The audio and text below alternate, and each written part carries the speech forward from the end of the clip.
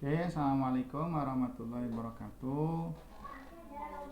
Berikutnya saya ingin melanjutkan fungsi berikutnya, yaitu adalah fungsi trigonometri atau fungsi yang berkaitan dengan sudut, ya, fungsi trigonometri.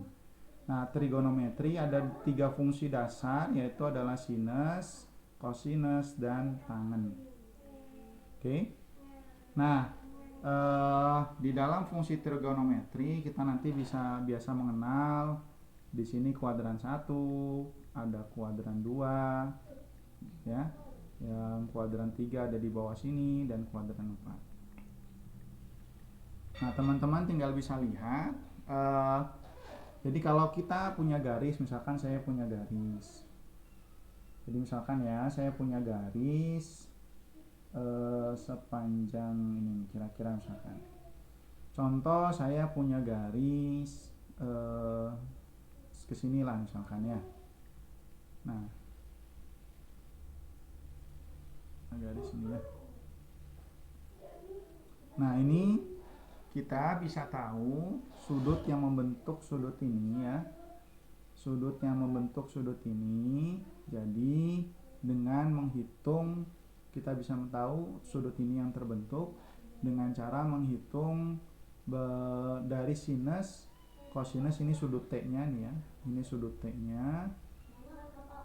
Maka kita bisa mengetahui sudutnya itu dengan melihat ininya saja. Misalkan nilai di sini berarti kan kita tahu di sini berarti pasti nilainya adalah bentuknya x, y ya. Dimana karena x-nya di kuadran, karena di kuadran 2 garisnya, x-nya ini negatif, y-nya ini positif. Maka artinya apa? Kalau x-nya negatif, y-nya positif, maka nanti nilai kosinusnya negatif, nilai sinusnya positif, nilai tangennya akan negatif. Ada di kuadran, karena di kuadran 2. Bagaimana menghitungnya? Tinggal dihitung saja. Berarti nilai berapa panjang x-nya dan berapa panjang y-nya. Kira-kira seperti itu. Nah, contoh misalkan saya bikin garis baru lagi di sini ya. Maka kita bisa menghitung sudut ininya. Kita bisa menghitung sudutnya, maka sudutnya tinggal dihitung. Misalkan ini garisnya. Saya dari titik sini. Oke, di sini x, y. Maka cara menghitung sudutnya gampang. Berarti sudut T ya. Berarti sinus T itu sama dengan x kuadrat.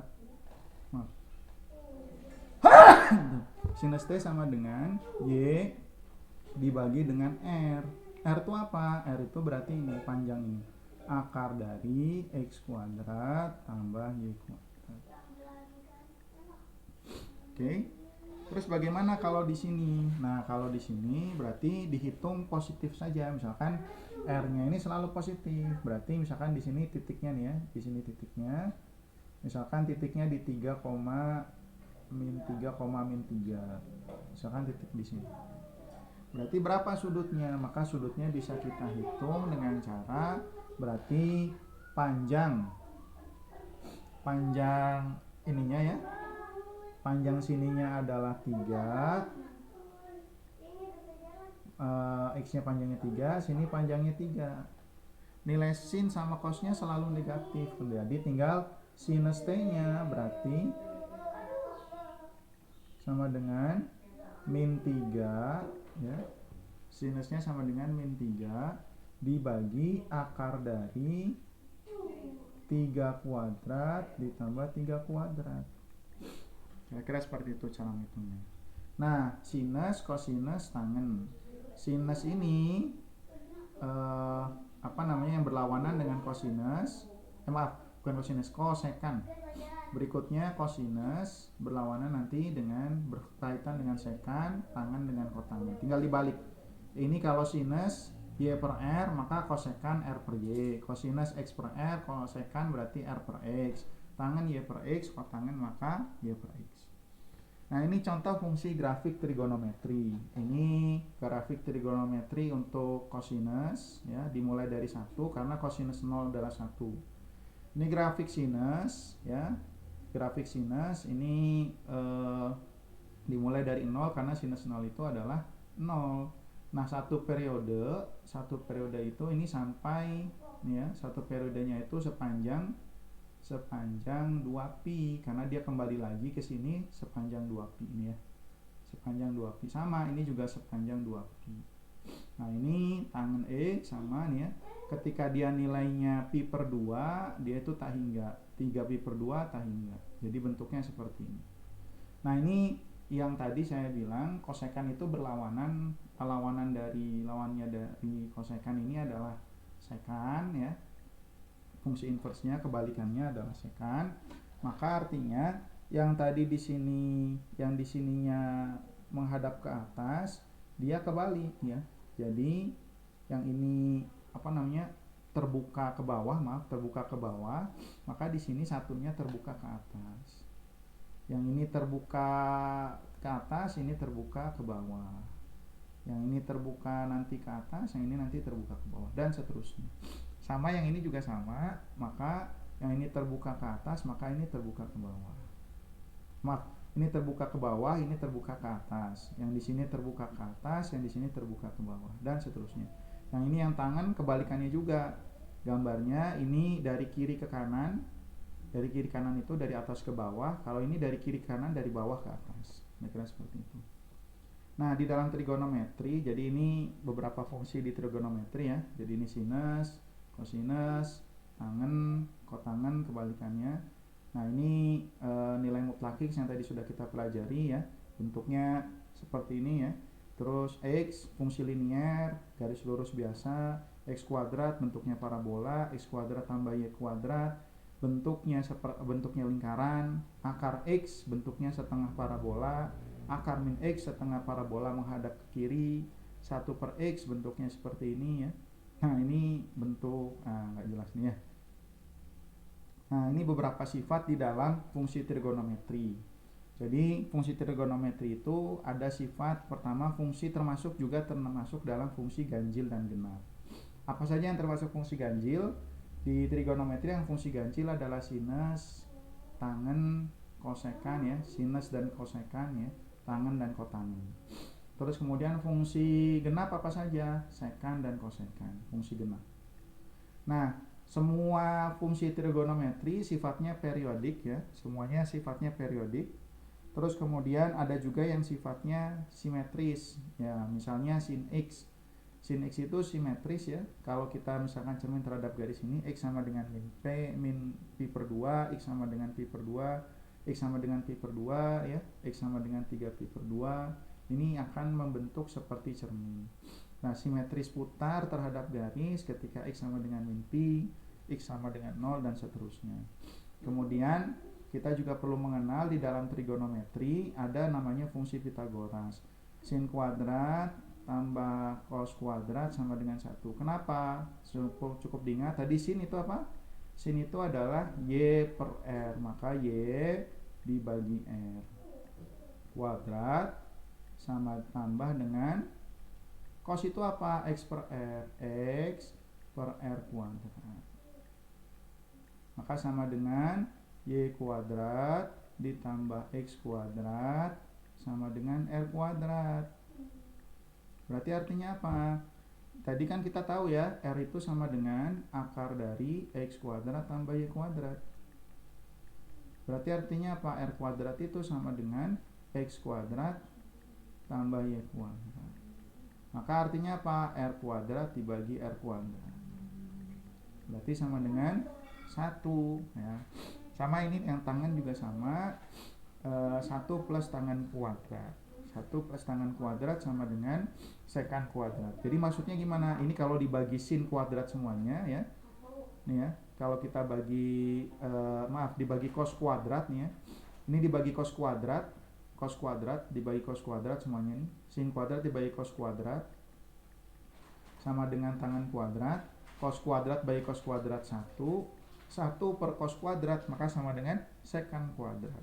Sama dengan kalau 1 kotangan ini tinggal dibagi aja, dibagi sin kuadrat bagi sin kuadrat 1, cos kuadrat bagi sin kuadrat kotangan kuadrat 1 per sin kuadrat kosekan kuadrat. Oke. Nah ini kalau jumlah dua sudut, cos A tambah B, maka cos A kali cos B min sin A kali sin B. Ini nggak adanya, sin A kali sin B. Terus kemudian kalau sin A tambah sin B, maka sin A kali cos B, cos A kali sin B. Nah ini fungsi beberapa identitas trigonometri. Nah ini contoh beberapa ya dari penurunan tadi. Teman-teman bisa ingat-ingat ini. Nah teman-teman sekalian, berikutnya kita ingin membandingkan grafik antara fx sama dengan 3 sin pi per 4x sama gx sama dengan sin x. Kita tahu gx ya, gx itu kan gambarnya gini ya, karena sin x maka gambarnya kira-kira gini. Kira-kira ini. Ini 0, ini 1, di sini pi, di sini 2 pi. Oke. Dan seterusnya. Ini satu periodik ya, yang ini min 1. Nah, bagaimana kalau 3? Berarti kalau 3 dia amplitudonya itu juga 3. Amplitudonya itu 3.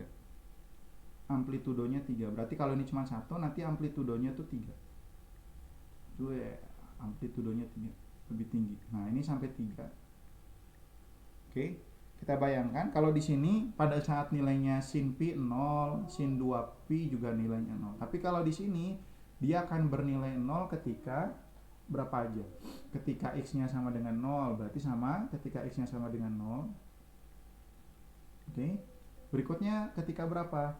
Ketika x-nya nilainya 4. Dan berikutnya ketika x nilainya 8.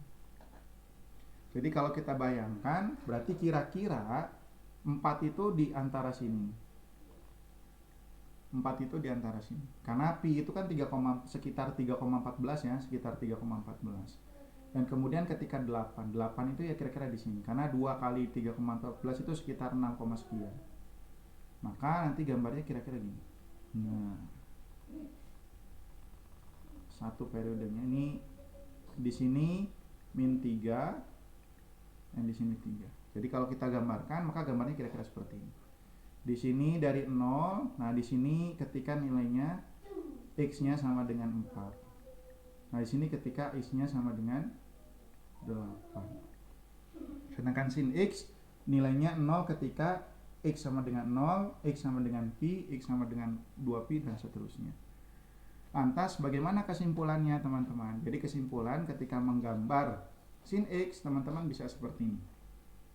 Jadi kalau saya punya persamaan ini, persamaan y sama dengan a sin x ditambah 2pi per x minus c ditambah d, maka teman-teman bisa lihat di sini, maka teman-teman bisa menentukan ya, seperti tadi contohnya misalkan. Jadi a itu adalah besaran amplitudonya, ini titik tengahnya nih ya. Besaran amplitudo, jadi dari titik tengah ini ke sini kita sebut amplitudo nih. Jadi amplitudonya sebesar A. Jadi dari titik sini ke sini itu besarnya A. Dari titik sini ke titik sini itu minus A. Panjangnya. Ya, ini amplitudonya. Terus B itu apa? B itu adalah periodenya. Jadi kalau misalkan sin X, misalkan ya, Y sama dengan sin X. Y sama dengan sin X.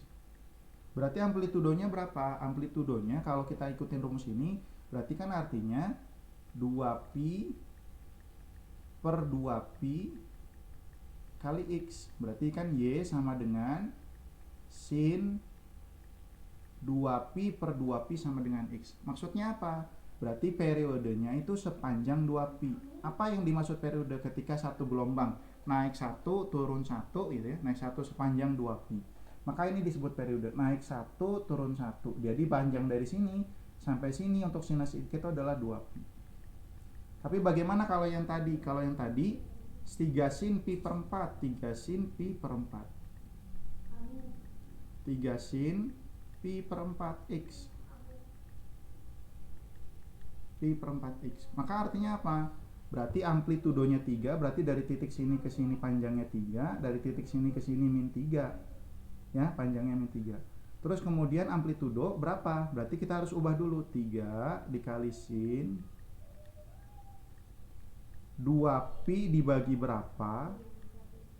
2pi dibagi berapa? Supaya hasilnya pi per 4 dibagi 8 ya. Supaya hasilnya pi per 4 kan berarti 2pi per 8 ya. 2pi per 8. Maka artinya periodenya itu 8. Berarti apa? Satu gelombang itu naik 1, turun 1 dari 0 sampai 8. Nah, ini disebut dengan periode. Terus kemudian kalau ada X minus C, ini sama dengan fungsi translasi ya. Yang ini berarti geser atas bawah karena plus D. Ini geser atas bawah D-nya. Jadi digeser atas, kalau plus berarti digeser ke atas sepanjang D. Terus kemudian minus C berarti yang X-nya. Ingat ini X dalam kurung ya. Minus C berarti ini digeser ke kanan sepanjang C. Kalau positif berarti digeser ke kiri sepanjang C. Jadi kita bisa menentukan nilai atau menggambarkan dari fungsi sin X, kemudian kita bisa menggambarkan dari sin X tersebut dengan translasi, membesarkan amplitudonya dan melihat periodiknya. Kira-kira seperti itu yang bisa disampaikan untuk fungsi trigonometri. Terima kasih banyak. Nanti mudah-mudahan kita bisa memperbanyak soal latihan. Assalamualaikum warahmatullahi wabarakatuh.